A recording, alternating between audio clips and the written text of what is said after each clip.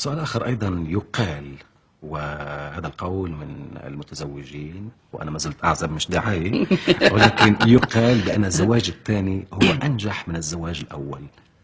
والله المسألة نسبية.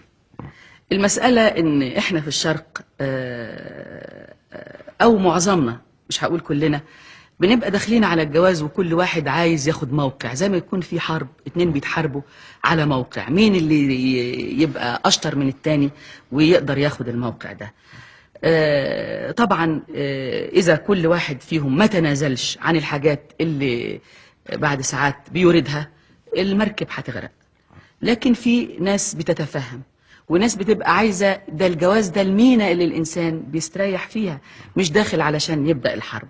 ممكن الحرب ده إذا كان في ناس غاويين الحكاية دي أو غاويين تأكيد ذاتهم، وخصوصا الراجل الشرقي بعد ساعات، مش كلهم طبعا، يقول لك أنا الراجل، أنا الكلمة كلمتي، ما يعترفش بغلطه، ما يحسش ان هو ابدا غلط. يعني الغلط لا يجي لا من فوق ولا من تحت، هو سيد الموقف.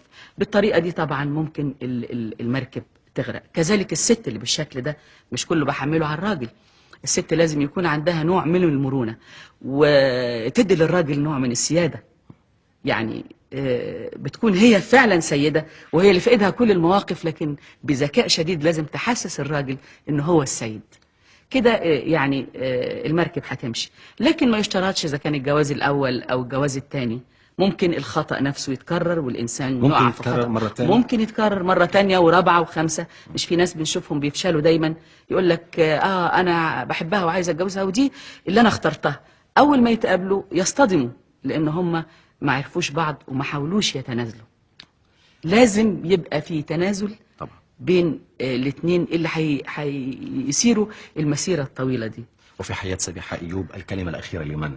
الكلمة الأخيرة للرجل، وأحب أنا أديله الكلمة الأخيرة، لأن أنا إذا كنت جنب رجل ما حسش جنبه إن هو سيد، أنا مش هحس بأنوثتي.